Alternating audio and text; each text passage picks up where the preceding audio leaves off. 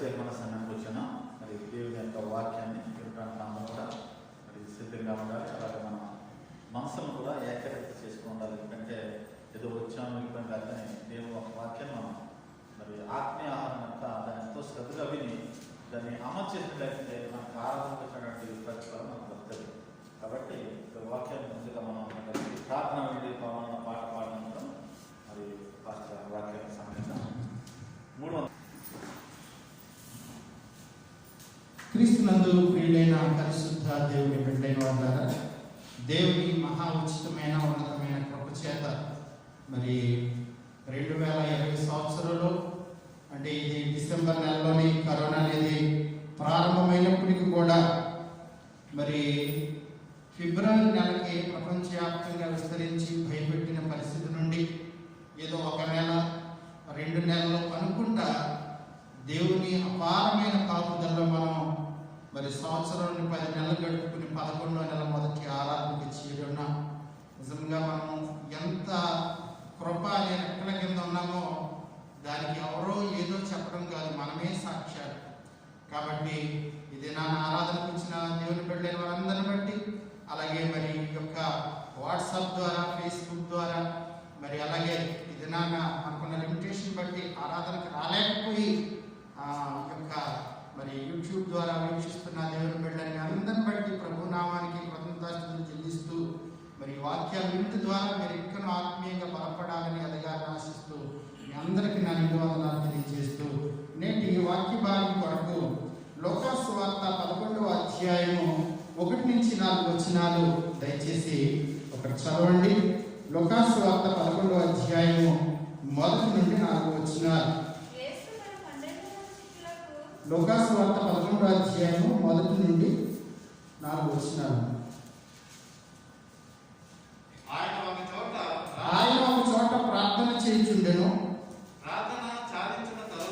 ప్రార్థన చాలించిన తరువాత ఆయన శిష్యులలో ఒకడు ప్రభువా యోహాను తన శిష్యులకు నేర్పినట్టుగా మాకును ప్రార్థన చేయ నేర్పుమని ఆయన అడిగారు. అందుకైన మీరు ప్రార్థన చేయనప్పుడు తండ్రి నీ నామము పరిశుద్ధపరచబడును గాక, నీ రాజ్యము వచ్చును గాక, నాకు కావలసిన అనుదిన ఆహారం దినదినము మాకు దయచేయము. మేము మాకిచ్చి ఉన్న ప్రతి వానిని క్షమించుచున్నాము గనుక నా పాపములను క్షమించు. చాలండి, చిన్న ప్రార్థన చేసుకుందాం. పరిశుద్ధిగా కృప కలిగిన తండ్రి, మరొకసారి మీ పాదాల సన్నిధికి చేరి రావడానికి మాకిచ్చిన క్షమను బట్టి, మీ కృపను బట్టి, సహాయం బట్టి, ఈ గొప్ప సహవాసాన్ని బట్టి మీకు వందనాలు. ఇంతవరకు ప్రభువా పరిశుద్ధాత్ముడిగా మీరు మాకు తోడై ఉండి ఆరాధనలోను, కీర్తనలోను, వాక్య పఠనంలోను, ప్రార్థనలోను సహాయం చేసినందుకు వందనాలు. ఈ సమయాన్ని ప్రభువా మీరే మాతో మాట్లాడండి. మీరు మాట్లాడితే మాకు క్షేమం, మీరు మాట్లాడితే మాకు జీవం, మీరు మాట్లాడితే మాకు సమాధానం, మీరు మాట్లాడితే మాకు ప్రయోజనం. కాబట్టి మీ మాటల చేత మమ్మల్ని అందరినీ నింపి పురుపల్పమని రక్షకుడైన యేసుక్రీస్తు ప్రభువారి ద్వారా ఈ ప్రార్థన అడిగి పొందుకునిచున్నాం తండ్రి. క్రీస్తునందు ప్రియ దేవుని విశ్వాసులారా, ఈరోజు మన వాక్య భాగపు అంశం, మన టైటిల్ వచ్చేసి క్షమాపణ. క్షమాపణ మనకు చాలా బాగా సుపరిచితమైన టైటిల్, మనం ఎరిగిన పదం క్షమాపణ. ఒకసారి చెప్తారా? క్షమాపణ చాలా చూడండి. ఇక్కడ లూకా సువార్త 11వ అధ్యాయం 1వ వచనాన్ని మరొకసారి నేను చదువుతున్నాను. యేసయ్య ఒక చోట ప్రార్థన చేస్తున్నాడు. శిష్యులు వెళ్ళేటప్పటికి యేసయ్య ప్రార్థన చేస్తున్నారు. ఆయన ప్రార్థన చేసే వరకు కూడా ఆయన డిస్టర్బ్ చేయలేదు, ఎవరు కూడా ఆయన ఏమీ తొందర చేయలేదు. ఆయన ప్రార్థన ముగించిన తర్వాత 12 మంది శిష్యుల్లో ఒకడు ప్రభువా యోహాను గారు, బాప్తిస్మిచ్చి యోహాను తన శిష్యులకు ప్రార్థన నేర్పించాడు. వాళ్ళు ప్రార్థన చాలా బలంగా చేస్తున్నారు, మాకు కూడా ప్రార్థన చేయడం నేర్పించు ప్రభువా అని అడుగుతున్నారు. చూడండి వాళ్ళ యొక్క తగ్గింపు చూడండి. శిష్యులు చూడండి, ఇప్పుడు యేసయ్య దగ్గరికి వచ్చి మాకు ప్రార్థన నేర్పించు ప్రభువా అంటున్నారంటే, ఇప్పుడు ఆల్రెడీ 12 మంది వెంబడిస్తున్నారు కదా, వాళ్ళ యొక్క ధోరణులు వదిలిపెట్టి, వాళ్ళ ఉద్యోగాలు వదిలిపెట్టి, వాళ్ళకున్న సమస్తాన్ని విడిచిపెట్టి యేసుని వెంబడిస్తున్నారు. అంటే ఇంతకాలం వాళ్ళకి ప్రార్థన చేయట్లేదు, నాకు ప్రార్థన రాదని ఇప్పుడు వచ్చి ఏసీ దగ్గర మళ్ళీ మాకు ప్రార్థన నేర్పించి ప్రభువా మాకు ప్రార్థన చేయడం రావట్లేదు అని అడుగుతున్నారంటారా? అలా అనుకుందామా? అలా కాదు కదా. వారు ప్రార్థన చేస్తున్నారు, కానీ ఈ బాప్తిస్మం ఇచ్చే యోహాను శిష్యులు చేస్తున్నంత బలంగా మేము చేయలేకపోతున్నాం. అంత తీవ్రత మాలో లేదు, అంత పట్టుదల మాలో లేదు. కాబట్టి అలాంటి ఒక పరిపూర్ణమైన ప్రార్థన మేము ఇంకా ఎదగాలి, ఇంకా మేము ప్రార్థన నేర్చుకోవాలి అని ఎవరిని అడుగుతున్నారు? ఏమంటే ఆ యొక్క రిక్వెస్ట్ ఎవరిని అడుగుతున్నారు అంటే ఎవరిని అడుగుతున్నారంటే యేసు ప్రభు అంతే కదండి. యేసయ్యని అడుగుతున్నారు. ఇక్కడ ఒక విషయం గమనించాలి. యేసయ్య ఎవరు? వీళ్ళు అడుగుతున్నారు కదా యేసయ్యని. యేసయ్య ఎవరు అసలు? ఒక విషయం అర్థం చేసుకోవాలి. యేసయ్య ఎవరంటే ఆయనే ప్రార్థన ఆలకించేవాడు. ఆయన ప్రార్థన ఆలకించేప్పుడు మా పిల్లలు స్కూల్ నుంచి వచ్చేసిన తర్వాత మళ్ళీ ట్యూషన్కి వెళ్తారు ప్రైవేట్కి. ట్యూషన్ ఎవరి దగ్గరికి వెళ్తారు? ఎవరైతే పాఠాలు బాగా చెప్తారో, ఎవరైతే పాఠాలు చాలా చక్కగా చెప్తారో, ఎవరైతే ఎగ్జామ్ పేపర్ దిద్ది మార్కులు వేస్తారో వాళ్ళ దగ్గరికి మళ్ళీ ట్యూషన్కి వెళ్తారు. అంతేగాని మీ దగ్గరికి నా దగ్గరికి ట్యూషన్ వస్తారా? రారు కదా. కాబట్టి ఎవరైతే దాన్ని వాల్యుయేషన్ చేస్తారో, ఎవరైతే దానికి పర్ఫెక్ట్గా చెప్తారో ఆన్సర్, వాళ్ళ దగ్గరికి వెళ్ళి మళ్ళీ మాకు చెప్పండి ఇది అర్థం అవ్వలేదని వాళ్ళ దగ్గరికి ట్యూషన్కి వెళ్తారు. కాబట్టి ఈ దినాన ఎవరిని ప్రార్థన నేర్పించమని అడుగుతున్నారంటే లోకంలో ఎవరో ఒకరిని, లేకపోతే ఈవిడ మొదలెట్టిందంటే చాలా బలంగా ప్రార్థన చేస్తుందని వాళ్ళ దగ్గరకు వీళ్ళ దగ్గరకు వీళ్ళు అడగట్లేదు. కానీ ఎవరైతే ప్రార్థన ఆలకిస్తాడో, ఎవరైతే ప్రార్థనకు ప్రతిఫలం ఇస్తారో, ఎవరైతే మన ప్రార్థన చేసిన తర్వాత మన ప్రార్థనలన్నీ యేసే రిసీవ్ చేసుకుని మన పక్షంగా తండ్రికి మళ్ళా విజ్ఞాపన చేస్తారు. కాబట్టి ఆయన దగ్గరికి వెళ్ళి మాకు ప్రార్థన నేర్పించయ్యా అని అడుగుతున్నారు. సరే ఇంతవరకు అయితే ఇప్పుడు ఈ ప్రార్థన ఏ ప్రార్థన మనం ఇప్పుడే చేసాం. ఏ ప్రార్థన మనం చిన్నప్పటి నుంచి సండే స్కూల్ నుంచి చేస్తున్నాము. పరలోక ప్రార్థన అంటాం, లేకపోతే ప్రభువు నేర్పిన ప్రార్థన. ఆ ప్రార్థన ఒకసారి చెప్తారా?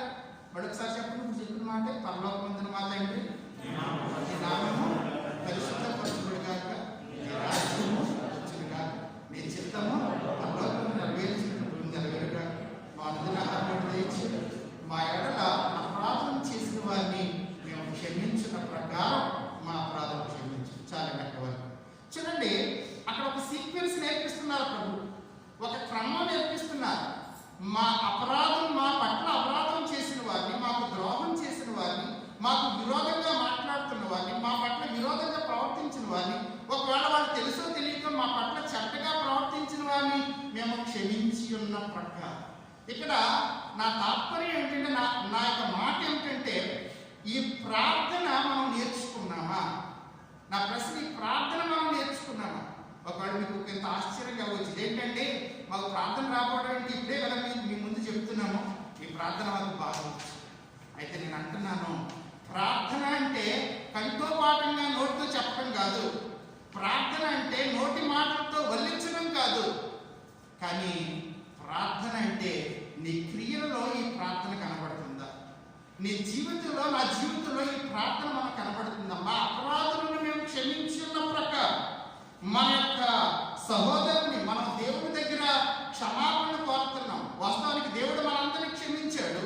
కాబట్టి ఈ సమయాన దేవుడి యొక్క బిడ్డలుగా మనం కూడా మన ఇరుగు పొరుగు వారిని కావచ్చు, మన అన్నదమ్ములను కావచ్చు, మన చుట్టూ ఉన్న వారిని కావచ్చు, లేకపోతే మన పక్క చర్చిలోనే మన పక్క సహోదరుని కావచ్చు, మనకు ఎవరైతే అన్యాయం చేస్తున్న వారిని మనం క్షమించగలుగుతున్నాం. కాబట్టి చాలాసార్లు క్షమించకుండానే మా అపరాధం క్షమించిన ప్రకారం ప్రతిసారి అబద్ధాన్ని మన ప్రార్థనగా చేస్తున్నాం. మనం చేయకుండా చెయ్యడాన్ని క్షమించు. దేవుని దగ్గర మనం మొరపెట్టుకున్నాం ప్రతిసారి దేవుని ముందు అబద్ధం ఆడుతున్నామా? కాబట్టి చాలా మందికి అబద్ధం ఆడితే చాలా కోపం. ఎందుకంటే అబద్ధం మాత్రం ఆడుకో ఉన్నది ఉన్నట్టు చెప్పు అంటూ ఉంటారు. మరి మనుషులకి ఎంత కోపం వస్తే దేవుడికి కోపం రాదంటారా?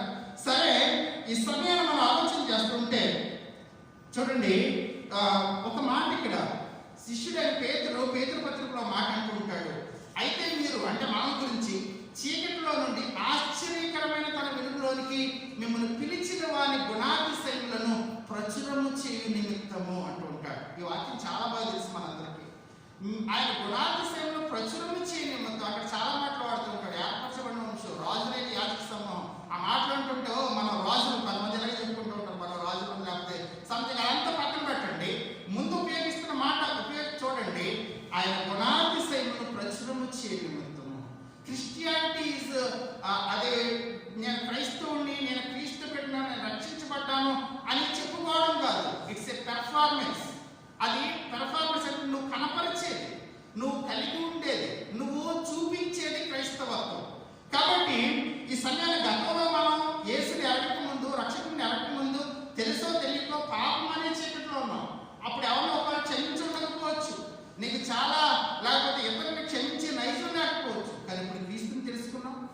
బాప్తిసం పొందాం, క్రీస్తు అవయవాలమయ్యాం, క్రీస్తు సంఘంలో చేర్చబడ్డాం, ఇంకా మన పాపం మనలోనే దాచుకుంటాం, ఇంకా మన పగను మనలోనే దాచుకుంటూ, ఇంకా మన అహంకారాన్ని మనలోనే దాచుకుంటూ నేను క్రైస్తవుణ్ణి అని చెప్పుకోవడం ఆయన గుణాతిశయములను ప్రచురం చేయడం అంటారా ఏమండి? కాబట్టి ఈ సమయానికి ఇంకా పాతకాలపు అలవాట్లోనే అదే స్థితిలో ఉంటే మనం క్రైస్తవులమై ఏం ప్రయోజనం? ఒక ఊర్లో ఒక చర్చ్ ఉంది ఏమంటే, ఒక ఊర్లో ఒక చర్చ్ ఉంది. అయితే ఆ చర్చిలో పాస్టర్ గారు ఒక ఆదివారం ఏదో పని మీద, ఆయన సొంత పని మీద వేరే ఊరికి వెళ్లాల్సి వచ్చింది. ఆదివారం ఆరాధనకి పాస్టర్ గారు లేరు. కాబట్టి పాస్టర్ గారు లేకపోతే మరి ప్రసంగం ఎవరు చేస్తారు? కాబట్టి ప్రసంగం ఎవరు చేస్తారంటే ఆ పెద్దలోంచి ఎవరైతే కొంచెం మామూలుగా వాక్యాలు కొంచెం బలంగా ఉంటారో, ఎవరి పాస్టర్ గారు లేరు కదా, కొంచెం మీరు వాక్యం చెప్పండి అనేసి ఆయనకి చెప్పారు. సరే, ఆయన కూడా నేను చెప్తానులేండి అనేసి నిలబడ్డారు. పాపం ఆదివారం వచ్చేసింది, సంఘస్థులు అందరూ వచ్చారు. ఆయన నిలబడి వాక్యం చెప్తున్నారు. ఆయన మొదలుపెట్టి మన దేవుడు ఎంత ప్రేమ కలిగిన వాడు, మరి మన దేవుడు గొప్ప కృపామయుడు, ఆయన మనందరినీ క్షమించాడు, ఆయన క్షమించబట్టే మనం ఈరోజు ఈ స్థితిలో ఉన్నాం, ఆయన కరుణ కలిగిన వాడు, జాలి కలిగిన వాడు, ఆయన మనందరి పాపాన్ని మరి శిలువలో క్షమించాడు అని చెప్పండి వస్తే ఈరోజు అరగంట దాటిపోయింది. కాబట్టి ఈయన అంటే కొంచెం పడినవాడు ఎవరో ఉన్నారు కదా చర్చలో కూడా. కాబట్టి చెప్పింది చాలే కానీ కూర్చో అన్నాడు. ఆడ కొంచెం గట్టిగా చెప్పింది చాలే కానీ ఇంకా ముగించైనప్పటికీ ఈ ప్రసంగం చెప్పానికి చాలా కోపం వచ్చేసింది. ఆడి పేరు యోహాన్. మరి యోహాన్గా చేతిలో ఉన్నది బైబిల్ కాబట్టి సరిపోయింది, అది కత్తెందిన 2 మొక్కల కింద నలుపుదును అన్నాడు. ఇప్పుడు వరకు ఏం చెప్పిందేంటి? మనందరం క్షమాపణ కలిగి ఉండాలండి, మన దేవుడు క్షమించేవాడండి, మన దేవుడు మరి ప్రేమించేవాడండి ఆయనేమో ప్రసంగం చేస్తున్నాడు ఈయన, లేకపోతే చక్కగా నీతి వాక్యాలు వల్లిస్తున్నాడు. కానీ ఆయనకి కొంచెం కోపం కలిగేటప్పటికీ క్షమించే తత్వం లేని వాడిగా ఉన్నాడు, క్షమించే స్వభావం లేని వాడిగా ఉన్నాడు. మేము ఇక్కడ నిలబడి ఒక మాట మీకు చెప్తున్నామంటే అది దైవ సేవకులమైన మేము కలిగి ఉన్నప్పుడే ఆ మాటకు విలువ, ఆ మాటను మేము పోషించుకున్నప్పుడే ఆ మాటను మీరు లక్ష్య పెడతారు. ఒకవేళ మేమే సేవకులుగా ఉన్న మేమే ఆ స్వభావాన్ని లేకపోతే, మిమ్మల్ని లేకపోతే క్షమించే గుణం లేకపోతే, మిమ్మల్ని ప్రేమించే గుణం లేకపోతే ఎంత గొప్ప ప్రసంగం చేసినప్పటికీ కూడా, ఎంత మర్మాలు చెప్పినప్పుడు కూడా దానివల్ల ఏమీ ప్రయోజనం ఉండదు. కాబట్టి ఈ సమయాన్ని మనం ఆలోచన చేస్తూ ఉంటే కాబట్టి ఈ సమయాన్ని మనం ఆలోచన చేస్తున్నప్పుడు క్రీస్తుని మనం ప్రచురణ చేయడం, క్రీస్తుని లోకానికి చూపించడం ఎలాగా? ఇదేనా క్రీస్తుని ప్రకటించడానికి అనేకమైన మార్గాలు ఉన్నాయి. మనం చూస్తూ ఉంటాం, హిందువుల టెంపుల్స్ దగ్గరికి వెళ్ళి వాళ్ళకి కరపత్రాలు ట్రాక్స్ పంచుతూ ఉంటారు. ఎవరు నిజమైన దేవుడు, లేకపోతే కొన్ని కరపత్రాలు కానీ, లేకపోతే యోహాను సువార్త కానీ, లూకా సువార్త కానీ, లేకపోతే కొత్త నిబంధన, వీటన్నిటిని ట్రాక్స్ డిస్ట్రిబ్యూషన్ చేస్తూ ఉంటారు యేసు నమ్ముకోండి అని. ఇది క్రీస్తుని ప్రచురణ చేసే విధానం అంటారా? లేకపోతే క్రీస్తుని ప్రకటించడానికి దినాన్ని అనేకమైన ఛానల్ ద్వారా అనేకమైన సువార్త వెదజల్లబడుతుంది, ఇది కరెక్ట్ వే అందామా? లేకపోతే ఇంకా అనేకమైన రీతులుగా ఈ దినాన్న క్రీస్తుని ప్రకటించడానికి వాట్సాప్ ద్వారా, యూట్యూబ్ ద్వారా బోల్డ్ అంతా వచ్చి పడిపోతుంది, మనం చూసి ఒప్పుకున్నాం. వాస్తవమే, ఇవన్నీ కూడా ఒక విధానమే, ఒక మార్గాలే ఇవన్నీ. కానీ అంతకంటే ఎఫెక్ట్ చూపించేది, ప్రభావం చూపించేది ఏంటంటే ఎంతకంటే మన జీవితంలో క్రీస్తు ఉండాలి, మన బ్రతుకులో క్రీస్తు ఉండాలి, మన జీవితంలో క్రీస్తు యొక్క గుణాలు లోకానికి కనబడినప్పుడు అప్పుడు ఎదుటివాడు క్రీస్తుని అంగీకరించడానికి ఇష్టపడతాడు. మహాత్మా గాంధీ గారు ఒక మాట అన్నారు, నాకు క్రీస్తు అంటే చాలా ఇష్టం, క్రీస్తుని బట్టి నేను ప్రభావితం చెందాను, బట్ క్రైస్తవులు మాత్రం నేను ఇష్టపడ్డాను, అంటే క్రైస్తవులు మాత్రం నాకు ఇష్టం కాదు అని ఒక మాట అన్నాడు. ఎందుకు ఆ మాట అన్నాడంటే క్రైస్తవులు చాలా మంది క్రీస్తుని ఫాలో అవట్లా. క్రైస్తవులు క్రీస్తుని మేము నమ్ముకున్నాము, క్రీస్తుని తెలుసుకున్నాము, క్రీస్తు మా రక్షకుడు అని చెప్పుకుంటున్నారు తప్ప క్రీస్తు యొక్క గుణాలు వాళ్ళు కనబడట్లేదు అని ఆయన యొక్క మై ట్రూత్ జీసస్ అబౌట్ అనే ఒక పుస్తకాల్లో ఆయన స్వదస్తుతితో రాశాడు. కాబట్టి ఈ సమయంలో మనం ఆలోచన చేస్తాం, క్రీస్తుని ప్రకటించే విధానం ఏంటంటే ఒక భక్తుడు అంటూ ఉంటాడు, ఏమంటూ ఉంటాడంటే క్రీస్తుని గురించి అంట ఎరిగిన వారికి, అంటే మీకు తెలుసు కదా, ఎరిగిన వారికి ఏమో నోటితో ప్రకటించు, క్రీస్తుని ఎరగిన వారికి జీవితం ద్వారా ప్రకటించు అంటూ ఉంటాడు.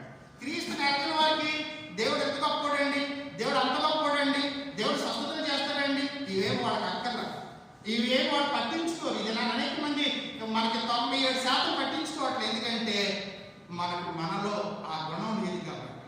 కాబట్టి నీ జీవితమే ఒక సువార్త కావాలి, నీ నడవడికే ఒక సువార్త కావాలి. నీవు ఏదైతే అరగంట సేపు దేవుని వాక్యం అంటున్నామో మన యొక్క జీవితంలో ఆ అరగంట యొక్క ఎఫెక్ట్ మన జీవితంలో మన నడవడికలో కనపడాలి. కాబట్టి ఈ సమయాన్ని మనం నేటి పాటలో చూస్తుంటే మత్తయి సువార్త 18వ అధ్యాయము 23 నుంచి మన సువార్త పాటలో రాయబడిన మాట చూడండి. మీరు తెరవండి, నేను చదువుతున్నాను. మత్తయి సువార్త 18:23 నుంచి, కావున పరలోక రాజ్యము తన దాసుని యొక్క లెక్క చూచుకొని కోరిన ఒక రాజును పోలి ఉన్నది. అతడు లెక్క చూచుకొని మొదలుపెట్టినప్పుడు అతనికి 10,000 తలాంతులు వచ్చిన ఒకడు అతని యొద్దకు తేబడెను. ఏమంటే ప్రారంభ మాట చూడండి, పరలోక రాజ్యం తన దాసుని యొక్క లెక్క చూచుకొని కోరిన ఒక రాజును పోలి ఉన్నది. ఎవరా రాజు? ఏమంటే ఎవరా రాజు? మనందరికి వచ్చిన కీర్తన ఒకటి ఉంటుంది, యేసు రాజుగా వచ్చుచున్నాడని చాలా ఉద్యోగంగా పాడుతూ ఉంటాం. ఎస్, ఈ లోకంలో రాజులు ఒక టైం ఉంటుంది. ఇండియా దేశంలో అయితే 5 సంవత్సరాలకి ఆ రాజుగారు దిగిపోతాడు, ఇంకో రాజుగారు ఎక్కుతారు. ఇప్పుడు అమెరికా ఎలక్షన్స్ కూడా జరుగుతున్నాయి కదా, ఒక రాజుగారు దిగిపోతారు, ఒక ప్రధానమంత్రి, మరి ఇంకొక ప్రధానమంత్రి ఇంకో 5 సంవత్సరాలకి ఎక్కుతారు. కాబట్టి వీళ్ళందరికీ టైం పీరియడ్ ఉంటుంది. బహుశా మరి వేరే దేశాల్లో కూడా కింగ్షిప్ రాజు అధికారం ఉండే దేశాల్లో కూడా వాళ్ళ లైఫ్ స్పాన్ ఎంతో, వాళ్ళు చనిపోయే వరకు కూడా వాళ్ళు రాజు ఉంటారు. తర్వాత నెక్స్ట్ ఎవరో వాళ్ళ కుమారుడు లేకపోతే వాళ్ళకి సంబంధించిన వాళ్ళు రాజు ఉంటారు. కాబట్టి కొంతకాలం రాజు ఉంటారు. కానీ యేసుని గురించి మీకు తెలిసిన మాట, యేసుని ఏమంటూ ఉంటారు? ఆయన రాజులకు రాజు, ప్రభువులకు ప్రభు. ఆయనది శాశ్వతమైన రాజ్యం. ఒక టైం పీరియడ్ కి మాత్రమే ఆయన రాజు కాదు, ఒక టైం లిమిట్ కి మాత్రమే రాజు కాదు. ఆయన నిజమైన రాజు. ఈ లోకపు రాజులందరికంటే గొప్ప రాజు, శాశ్వతమైన రాజు. ఆయన రాజుగానే పుట్టాడు. అసలు పుట్టికే రాజు. ఈ లోకంలో పుట్టి అందరూ రాజులు అవుతారు కొంత వయసు వచ్చాక, లేకపోతే వాళ్ళ తండ్రి గారు చనిపోతున్నారు. కానీ యూదుల రాజుగా పుట్టిన వాడు ఎక్కడా? ఆయన పుట్టుకలోనే రాజుగా పుట్టాడు. కాబట్టి ఈ సమయంలో ఆయన నిజమైన రాజు. అయితే మొదటి రాకలో అయితే గొర్రెపిల్లగా వచ్చాడు, కానీ ఇప్పుడు రెండవ రాకలో ఆయన రాజుగా వస్తున్నాడు. రాజు తప్పు చేస్తే శిక్షిస్తాడు, రాజు తప్పు చేస్తే కోపపడతాడు, రాజు తప్పు చేస్తే దండన విధిస్తాడు, తీర్పు విధిస్తాడు. మొదటి రాకలో యేసు ఎవరికి తీర్పు విధించరా, అందరిని క్షమించుకుంటూ పోయాడు. కాబట్టి ఒక విషయం మొదటి రాకకి రెండవ రాకకు ఉన్న వ్యత్యాసాన్ని మీకు జ్ఞాపకం చేస్తాను. మొదటి రాకలో యేసయ్య ప్రార్థన చేయడం నేర్పించాడు. అది శిష్యులకు కావచ్చు, మనకు కావచ్చు. రెండవ రాకలో యేసయ్య నువ్వు ప్రార్థన ఎంత చూపించావో చూడటానికి రాబోతున్నాడు. ఎంత నీ క్రియల ద్వారా నువ్వు పెర్ఫార్మ్ చేసావో అది చెక్ చేయడానికి రాబోతున్నాడు, లెక్క చూడటానికి రాబోతున్నాడు. మొదటి రాకలో మనుషుడు ఎలా ఉండాలో ఆయన నేర్పించాడు, ఎలా జీవించాలో ఆయన జీవించి నేర్పించి వెళ్ళాడు. రెండవ రాకల్లో నువ్వు ఎలా ఉన్నావో, ఎలాగా నువ్వు ఆయన నేర్చుకున్నావో జీవితం ద్వారా అది చూడడానికి రాబోతున్నాడు, చెక్ చేయడానికి, లెక్క చూసుకోవడానికి రాబోతున్నాడు. కాబట్టి ఆయన ఏదైతే తన శిష్యులకు ప్రార్థన నేర్పించాడో దాని అక్షరాలు ఆచరించిన వాడు, 100% ఆచరించి, మనందరికీ తెలుసు యేసుక్రీస్తు ప్రభువారి అంతిమ ఘట్టం ఆ కల్వరి యెరూషలేము గొల్గొతా కొండ మీద శిలువలో వేలాడుతూ ఆ శిలువకి ఎక్కిన తర్వాత ఆయన పలికిన మొట్టమొదటి మాట మీ అందరికీ జ్ఞాపకము, తండ్రి వీరేమి చేస్తున్నారు, వీరు ఎరుగరు కనుక వీరిని. మొట్టమొదటి మాట అది. ఫస్ట్ ప్రిఫరెన్స్ దేనికి ఇచ్చాడంటే క్షమాపణ. అంతవరకు ఈ ప్రపంచంలో కంటికి కన్ను, పంటికి పన్ను, రక్తానికి రక్తం, ప్రాణానికి ప్రాణం, ఇదే శాసనం. ఈ దినాలు కూడా చూడండి, అనేకమైన పరిస్థితులు, చట్టానికి చట్టం, మరి ఏంటంటే కంటికి కన్ను, పంటి, మరణానికి మరణం. ఒకటి చనిపోతే వాడు చావాలి. కాబట్టి ఇది శాసనం అయితే ఈ సమయాన్ని ఆలోచన చేయండి. యేసయ్య కొరడాలతో పుట్టిన వాడిని క్షమించాడు, ఉమ్ములూసిన వాడిని క్షమించాడు, ఏమైనా శిక్ష వేసిన వాడిని క్షమించాడు, బల్లె పోటును పొడిసిన వాడిని క్షమించాడు. అంటే ఆయన పిడిగుద్దులు గుద్దిన వారిని అందరినీ కూడా దేవుడు అయితే కనుక దిగిరమ్మ అన్న వాళ్ళందరినీ కూడా క్షమించాడు. నిజంగా ఆలోచించాడు. అంతకంటే తీవ్రమైన అవమానాన్ని భరిస్తున్నావా? అంతకంటే ఘోరమైన స్థితి నువ్వు ఇతరుల ద్వారా అనుభవిస్తున్నావా? లేదు కదా. యేసయ్య కంటే ఎవరు కూడా తీవ్రమైన పరిస్థితి లేదు. కానీ ఇది నా అనేకులు మనం క్షమించలేకపోతున్నాం. చూడండి, యేసుక్రీస్తు ప్రభు మనం క్షమించడం ద్వారా మనకు దొరికింది ఏంటంటే ఒక మాట చూడండి. కొలస్సీలకు రాసిన పత్రిక, కొలస్సీ పత్రిక 2వ అధ్యాయము 13 నుంచి 15 వచనాలు చదవండి. కొలస్సీ పత్రిక 2వ అధ్యాయం 13 నుంచి 15 వచనాలు.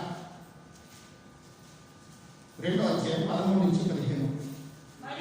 మరియు అపరాధముల వలన శరీరమందు సున్నతి పొందని ఉండి వలన మీరు మృతులై ఉండగా దేవుడు వ్రాతపూర్వకమైన ఆజ్ఞల వల్ల రణముగాను మనకు విరోధముగాను ఉండిన పత్రమును మేకులతో సిలువకు కొట్టి దాని మీద చేపరాకు తుడిచివేసి మనకు అడ్డం లేకుండా దాన్ని ఎత్తివేసి మన అపరాధాలన్నింటినీ క్షమించి ఆయనతో కూడా మిమ్మల్ని చాలా జాగ్రత్తగా చెప్పండి. అక్కడ మనందరి గురించి ఉమ్మడిగా ప్రపంచంలో ప్రతి వ్యక్తి, అది ఏ దేశమైనా, ఏ ప్రాంతమైనా, ఏ జాతి వాడైనా, ఏ మతం వాడైనా, ఏ ధనవంతుడైనా, పేదవాడైనా, ఎలాంటి వాడైనా, చదువుకున్న వాడైనా, అందరి గురించి రాస్తున్న చట్టం ఇది.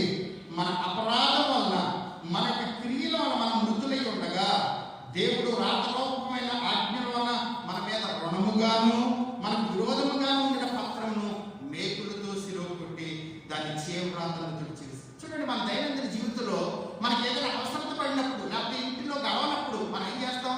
జీతం రావట్లేదు, 3 నెలల నుంచి మేడం పనులు పిలవట్లేదు, కాబట్టి ఇంటి కట్టాలి, చేతిలో రూపాయి లేదు. ఎవరైనా చేసే పని ఏంటి? కొంచెం ఎవరైనా మనకు తెలిసిన వాళ్ళ దగ్గరికి, పక్క వాళ్ళ దగ్గరికి వెళ్ళి ఎంతో కొంత అప్పు అడుగుతాం కదండి. మనం అప్పు అడుగుతాం. ప్రతి వాళ్ళు చేసే పని ఇదే. అది వ్యాపారస్తుడైనా, ఇంట్లో అయినా అందరూ చేసే పని. అప్పు అడిగినప్పుడు వాళ్ళు ఎలా ఇస్తారు? అప్పు ఇచ్చినట్టు ఏంటి? వాళ్ళకి మనకి ఆధారం వచ్చిన ఏంటి ఆధారం? Promissory note. ప్రామిసరీ నోట్ మీద వాడు ఎంత అప్పు ఇచ్చాడో రాసి కింద ఏం చేయించుకుంటాడు? మన సంతకం చేయించుకుంటాడు, సాక్షి సంతకం చేయించుకుంటాడు. నేను తీసుకున్నాను బాబు, ఇంత ప్రకారం ఈ నెలలో నేను చెల్లిస్తాను. ఒక అప్పుకి గవర్నమెంట్ చట్ట ప్రకారం ఒకవేళ తీర్చకపోతే పనిష్ చేయడానికి ఒక ప్రామిసరీ నోట్ అనేది ప్రపంచవ్యాప్తంగా ఉన్నది. అయితే ఇప్పుడు దేవుడికి కూడా మనము పాపముల విషయంలో అందరము ఉమ్మడిగా రుణస్థులమైపోయాం, బాకీ పడిపోయాం. ఆ బాకీ ఎప్పుడో తీర్చలేదు. ఆ బాకీని తీర్చడం ఎవరి వల్ల కాదు. అదే చెప్తున్నాడు, వాడికంట 10,000 తలాంతులు ఒకడు బాకీ పడిపోయాడు. ఆ దాసుడు 10,000 తలాంతులు అంటే కింద లెక్కిచ్చాడు. చూడండి, 10,000 ఇంటూ తలాంతు ఒక దానికి 3,500. అంటే మత్తయి సువార్త 18వ అధ్యాయం మీరు చూస్తే స్పష్టంగా రాయబడింది. ఎక్కడికి వెళ్ళకుండా మత్తయి సువార్త 18వ అధ్యాయం 24వ వచనం చూడండి.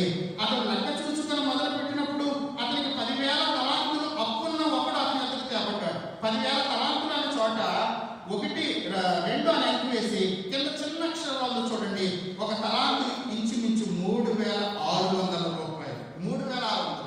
కాబట్టి ఇప్పుడు 3,600 ఇంటూ 10,000, 10,000 మీరు క్యాలిక్యులేట్ చేస్తే ఎంత వస్తుంది?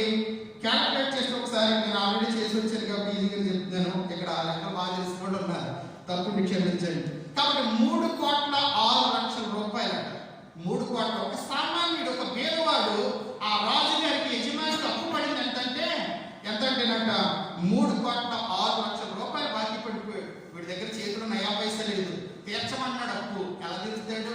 అయ్యా నా దగ్గర ఏమీ లేదు, పంట పాడైపోయింది, వర్షాలకి మొత్తం కొట్టుకుపోయింది, కొన్ని రోజులు తీర్చమన్నట్ల, కొన్ని రోజులు నాకు ఓర్చుకో. ఏదో రకంగా భార్య బిడ్డలు అందరిని తీసుకొచ్చారు, కానీ ఏమీ లేదు. కాబట్టి అయితే రాజుగారు అన్నాడు, సరే మీ దగ్గర ఏం లేదు అంటున్నాం కదా, పంట పాడైపోయింది అంటున్నాం కదా, తర్వాత ఎలా తీస్తాం? సోలే కొట్టేసాను, మొత్తం బాకీ కొట్టేసాను, అసలు రూపాయి కూడా తీర్చక్కర్లేదు. గవర్నమెంట్ ఇప్పుడు ఏ పాలసీ మొదలుపెడుతుంది? ఎలక్షన్ ముందు స్లోగన్ ఏంటి? ఇదిగో మా గవర్నమెంట్ వస్తే కనుక రైతులకి పంట రుణమాఫీ, మీరు తీసుకున్న బ్యాంకులో ఉన్న రుణాలు కొట్టి వేస్తారు, 1 రూపాయి కూడా కట్టక్కర్లేదు. ఆ పార్టీ ఆటోమేటిక్గా వినవుతుంది. కాబట్టి ఇది ఎక్కడి నుంచి వచ్చిందంటే మన దేవుడే మన పాప రుణం మాత్రం శిలువ మీదట ఆ రుణపత్రం, ఆ ప్రామిసరీ నోట్ని తన చేవ్రాతను తుడిచి వేసి, అనగా దస్తూరి సంతకం చేసాం. ఆ సంతకాన్ని యేసుక్రీస్తు ప్రభు రక్తంతో ఆయన చెరిపేశాడు. ఎందుకంటే ఆ వేళ ఆయన చెల్లించాడు కాబట్టి. ఆయన చెల్లించాడు కాబట్టి మనందరినీ క్షమించాడు, ఉమ్మడిగా క్షమించాడు. ఆయన అంటున్నాడు, మీ అపరాధం నువ్వెంత భయంకరమైన పాపమైనా నీ పాస్ట్ టెన్స్ ఎప్పుడు దేవుడు చూడడు, నీ గత జీవిత చరిత్ర లోపం చూస్తుంది. ఇప్పుడు వీడు బైబిల్ ఇచ్చుకున్నాడు కానీ ఒకప్పుడు పలానా అండి, ఒకప్పుడు ఎలా తిరిగి ఓడండి, ఒకప్పుడు ఎలా ఉండి ఓడండి, లోపం ఎప్పుడు నీ పాస్ట్ టెన్స్ చూస్తుంది. కానీ దేవుడు నీ పాస్ట్ టెన్స్ చూడడు, నీ వర్తమానం చూస్తాడు, నీ ప్రజెంట్ టెన్స్ చూస్తూ ఉంటాడు. ఏమంటే ఆ రాళ్ళతో పట్టడానికి వాళ్ళందరూ తప్పులు తీసుకొచ్చారు. బోధకుడా ఈమె పాపంలో రెడ్ హ్యాండెడ్ గా పట్టుబడ్డది. ఏసై అంటున్నాడు, అలా సరే పాపం లేనోడు రాయని ఏసై వేయొచ్చుగా, ఏసై పాపం లేనోడుగా. అమ్మా ఇక మీద పాపము చెయ్యొద్దమ్మా, నీకు మంచిదిగా చెయ్యొద్దు అంటే ఏంటి? నీ పాస్ట్ టెన్స్ నాకు అక్కర్వద్దు, నీ ప్రజెంట్ సరిగ్గా చూసుకో.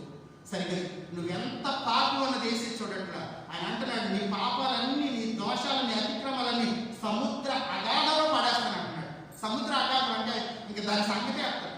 అయితే ఆయన మనందరినీ క్షమించాడండి. ఎంత క్షమించాడంటే ఇప్పుడు 3,00,00,000 రూపాయలు ఒక్క సంతకంతో ఆయన మొత్తం ఆయన ప్రాణంతో అందరి పాపాలు ప్రపంచంలో క్షమిస్తే వీడు వెళ్ళాడు. వీడికి ఎవడో కొంచెం బాగా ఉన్నాడు, వాళ్ళ దగ్గరికి వెళ్ళంట. అక్కడ చెప్తున్నాడు కదా, ఏది మత్తయి సువార్త 18వ అధ్యాయంలోనే 28వ వచనం చదువుతున్నాను సమయం కొద్ది కాబట్టి. అయితే ఆ దాసుడు బయటకు వెళ్ళి తనకు 100 దేనాలను వచ్చిన తన తోడి దాసులు ఒకరిని చూసి వారి గొంతు పట్టుకుని పేట పట్టుకుని అడుగుతున్నాడు, నువ్వు వచ్చి ఉన్నది అప్పున్నది నాకు చెల్లించు. ఏమంటే ఈ ఎంతంట 100 దేనాలు. 100 దేనాలు అంటే కింద అది కూడా లెక్కించాడు. దేనారం అంటే 50 పైసలు అంట, ₹1 50 పైసా అంటే 100 × 50 పైసలు అంట. చాలా సింపుల్, 50 రూపీస్ అనమాట. 50. వీడు ఎంత క్షమించబడ్డాడు రాజుగారి ద్వారా? 3,00,00,000 రూపాయలు ఏమో క్షమించబడ్డాడు. ఒప్పుకున్నాను, ఏమి చేయలేదు, నన్ను క్షమించాడు అంతే, నా పాపను ఒప్పుకుంటున్నాను. వీడు రూపాయి కట్టట్లకి క్షమించబడ్డాడు. వీడికి ఎంతంట? పమ్మాడు, పేదవాడు వాడు 50 రూపాయలు దానికి ఎప్పుడు చెల్లిస్తాను పేక పట్టుకుని అడుగుతున్నాడు. నిజంగా ఆలోచించి మనందరం కూడా దేవుని ద్వారా ఎంత మొత్తంలో, అంటే అదేదో ఒక అంకి చూపించట్ల, మనం తీర్చలేనంత బాకీ పడిపోయామని చెప్పడానికి ఆ సంఖ్యను చూపిస్తున్నాడు. మన పాపము మనం భరింపరాంత గొప్పది. ఎత్తనకాలు ఒక మాట అంటూ ఉంటాడు, ప్రభువా నీవు దోషములను కనిపెట్టి చూసిరి అల్లా, ప్రభువా నీ ముందు ఎవరు నిలవగలడయ్యా? ఈ భూ ప్రపంచంలో ఎవరు నీ ముందు నిలబడగలడు? బైబిల్ పట్టుకున్నవాడైనా, బైబిల్ పట్టుకున్నాడైనా నీతిమంతుడు లేడు, ఒక్కడు లేడు. అందరూ పాపం చేసి దేవుడిని గురించి మహిమను పొందలేకపోతున్నారు. అందరూ డిస్క్వాలిఫై, ఎవడు కూడా నిలబడడానికి సమర్థుడు లేడు. కానీ నిన్ను సమర్థుడిగా నిలబడతాను, నువ్వు చెల్లించవలసి నేను చెల్లించానని ఆయన క్షమించాడు. ఆయన ద్వారా మనం క్షమించబడుతున్నాం, ఓకే అంతవరకు. కానీ నువ్వు కూడా ఆ తత్వ, ఆ గుణం నీలో ఉండాలి కదా, ఏమన్నా ఆ స్వభావం నీలో ఉండాలి కదా. కాబట్టి ఈ సమయాన మనం ఆలోచన చేస్తుంటే క్షమాపణ అనేది గురించి. క్షమాపణ అనేది ఏంటంటే హృదయాన్ని అతికే ఒక గమ్ము లాంటిది అనమాట. విరిగిపోయిన మనస్సును అతికే ఒక జిగురు లాంటిది. ఈ సమయాన ఆలోచన చేయండి, ఒక మాట గుర్తుంచుకోండి. ఇదివరకు దినాల్లో, పూర్వపు దినాల్లో ఇంట్లో గదులు ఇరుకుగా ఉండేవి, మనుషులు ఎక్కువగా ఉండేవి కాబట్టి గదులు ఇరుకుగా ఉండేవి. అప్పుడు మనుషులు విశాల హృదయాలుగా ఉండేవారు. విశాల హృదయాలు ఉండేవారు కాబట్టి అందరూ కలిసిమెలిసి ఉండేవారు, ప్రేమలు ఉండేవి. ఇప్పుడు ఇంటి గదులు విశాలమయ్యాయి. ఇప్పుడు ఇంటి గదులు ఎవరి గది వాళ్ళకి, ఎవరిల్లు వాళ్ళకి. కానీ హృదయాలు కుచించుకుపోయి దగ్గరైపోయినాయి అన్నమాట. హృదయాల గదులు ఇరుకైపోయాయి. అందుకని ఎక్కువగా ఏమన్నారంటే హాస్పిటల్లో చేర్చామండి, వాళ్ళు మూసుకుపోయి అంటారు. మాట్లాడితే వాళ్ళు మూసుకుపోతున్నాయి కాబట్టి, ఎందుకు దగ్గరైపోయినంటే ఇరుకైపోయినాయి కాబట్టి స్టంట్ వేశారండి. స్టంట్ వేశారు. స్టంట్ ఎందుకు వేయాల్సి వస్తుంది? గుండె గదులు విశాలం కాదు. ఏదైనా ఆలోచించేయండి. నేను ఎవరిలో పాయింట్ అవుట్ చేయట్లేదు, కానీ చాలా మంది మనం మెడలో సిలువ వేసుకుంటూ ఉంటాం. సిలువను ధరించడం అనేది ఒక సింబల్, చిహ్నం. లేకపోతే మన ఉంగరం మీద, మన బ్రాస్లెట్ మీద, కొంతమంది అయితే జేబుకి ఒక బ్యాట్ పెట్టుకుంటూ ఉంటారు, సిలువ గుర్తు. నేను క్రైస్తవుని చెప్పుకోవడానికి మంచిదే, అలాంటి గుర్తు. నీ యొక్క మెడలోనూ నీ గుండెల మీద సిలువ ఉంది, నీ హృదయంలో సిలువ ఉందా? నీ హృదయంలో యేసు సిలువలో పలికిన కనీసం అట్లీస్ట్ ఆ మొదటి మాట ఉందా? మీరు ఏమి చేస్తున్నారు, మీరు ఎందుకు కనుక మీరు క్షమించన్నాడు ఆయన. ఆ క్షమాపణ హృదయం నీ గుండెల మీద ఉన్న సిలువలోనేనా? గుండె లోపల, హృదయం లోపల కూడా ఉందా? నీ జీవితంలో ఉందా? ఒక మాట ఆలోచన చేయగలిగింది. అయితే చివరిగా ఒక మాట చెప్పి ముగిద్దాము. క్రీస్తు యేసును కలిగిన ఈ మనస్సును, అనగా ఈ క్షమాపణ, ఈ ప్రేమ కలిగిన మనస్సు, ఈ క్షమించే తత్వం నీవు కలిగి ఉండు. ఒకవేళ కలిగి లేకపోతే ఇది ఆయన వస్తున్నాడు చెక్ చేయడానికి, రక్త చూసుకోవడానికి వస్తున్నాడు. నువ్వెంత కలిగి ఉన్నావో, క్రీస్తుని ఎంత కలిగి ఉన్నావో, ఎంత జీవించావో చూడడానికి వస్తున్నాడు. ఒక మాట చదువుకుని ముగిద్దాం. యాకోబు పత్రిక 2వ అధ్యాయము 13వ వచనం నుండి. యాకోబు పత్రిక 2:13 చదువు ఒకసారి ముగిద్దాం. కనికరము చూపనివాడు కనికరము లేని తీర్పును పొందును. చాలు. కనికరం ఎవరైతే చూపించడో, అబ్బా క్షమాపణ అండి, నేను అండి సారి చెప్తే వదిలేసండి, పైకి వదిలేస్తాను అంటున్నాం, లోపల ఇంకా పగబెట్టుకున్నాం. దొరకపోతాడా? అవకాశం వచ్చినప్పుడు చూద్దాం. కనికరము చూపని వాడు కనికరము లేని తీర్పు. మొదటి రాకలో అందరినీ కనికరించాడు యేసయ్య, అందరిని క్షమించాడు, అందరిని క్షమించుకుంటానే వెళ్ళిపోయాడు, సిలువకి ఎక్కాడు. ఆ రెండవ రాకలో కనికరం చూపించడు ఎవ్వరు కూడా. గత వారం చూసాము, పెండు వస్త్రం లేని వాడి పట్ల వస్త్రమే కదా లేదని కనికరించాడా? ఇప్పుడు కాళ్ళు చేతులు పెట్టి నరకలో పడండి అన్నాడు. అప్పుడు కనికరం చూపించడు. ఇంకా అప్పుడు జాలి లేదు, అప్పుడు ప్రేమ ఉండదు, అప్పుడు క్షమ ఉండదు, అప్పుడు కాయిన్కి అదర్ సైడ్ చూపించాడు.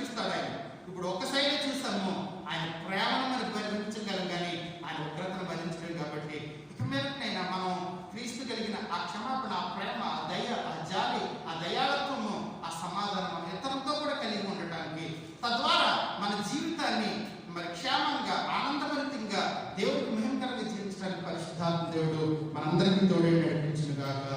ఆమేన్. సమస్త జ్ఞానం నుంచి దేవుని సమాధానము మీ హృదయములకు తలపులకు కలుగును గాక.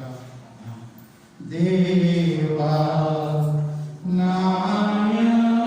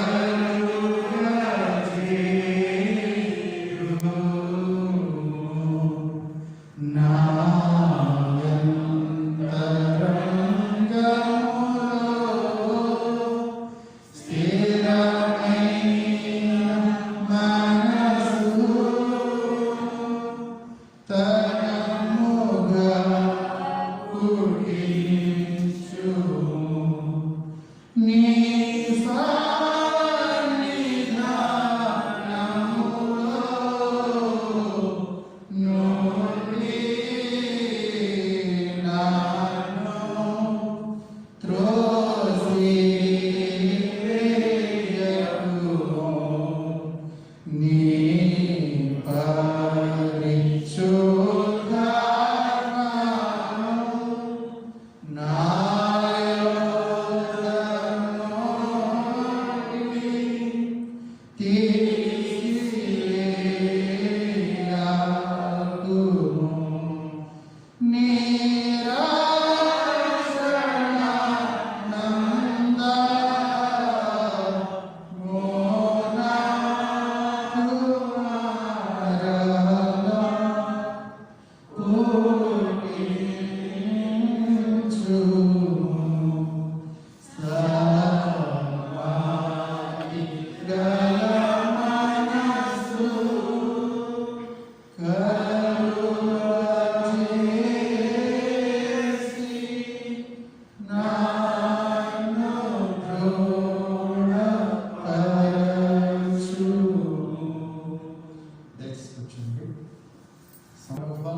మరొక వారంతో మేము ఈ యొక్క నైనా క్రైస్తవ వార్షిక క్యాలెండర్ ముగించుకోబోతున్నాం.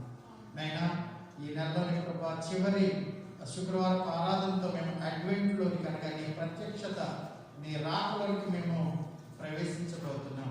కాబట్టి నీ రాకడ కొరకు మేము ఎలా సిద్ధపడ్డాము, కనీసం మొదటి మెట్టులోనే క్షమాపణని ఇదిగో ప్రభు నీ స్థితిలో పలికిన మొదటి మాటకి మేము న్యాయం చేయలేనప్పుడు నైనా మేము ప్రభు నీ ముందు నిలవడానికి కూడా తగం తండ్రి అర్హత ఉండదు. కాబట్టి నైనా మేము ప్రభు ఏమైతే పిలుస్తున్నాం, మీరు మాకు ఏదైతే నేర్పించారు, ఏదైతే మీ జీవితం ద్వారా మీరు ఆచరించి చూపించారో దాన్ని మేము కలిగి ఉండడానికి సహాయం చేయండి. అట్టి వారిని మమ్మల్ని ఆయుక్తపరచండి. ఇది నన్ను ఎవరైతే ప్రభు వాళ్ళలో పాల్పొందులు పొందారో వారు మీ మీద ఆధారపడుచుండగా నైనా ఇది కూడా వారి క్రియల్లోను, వారి ఆలోచనలను, వారి నడవటలను, వారి జీవితంలోను, వారికి ఎదురవుతున్న సాధారణ సంబంధమైన ప్రేరేపణలోను, ప్రతిపదమైన శోధనలోను నేను వారు విశ్వాసంలో నిలిచి ఉండటానికి ఎక్కడ పడిపోకుండా స్థిరంగా నిలబెట్టండి. అదే రీతిగా దినాన్ని ఆరాధనకు రాలేకపోయిన వారు కూడా మరొక వారు వారికి అవకాశం దయచేయండి. వారి మేడంలో వారికి పర్మిషన్ ఇవ్వడానికి సహాయం చేయండి. వారి యజమాని వారికి ప్రభావం మరి ఆలయానికి వెళ్ళే తరుణం ఇవ్వడానికి చూపించండి. ఈ అబద్ధ దేశాన్ని మీరు దీవించండి, స్థిరపరచండి.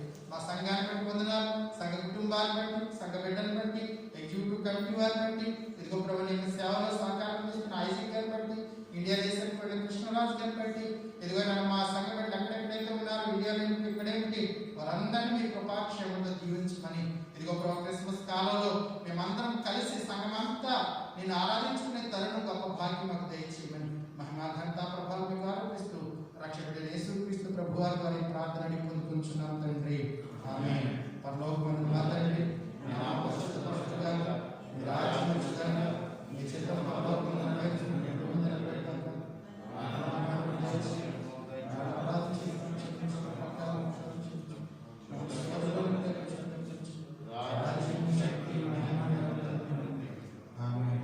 ప్రభుని ఆశీర్వదించి నిన్ను కాపాడుగాక.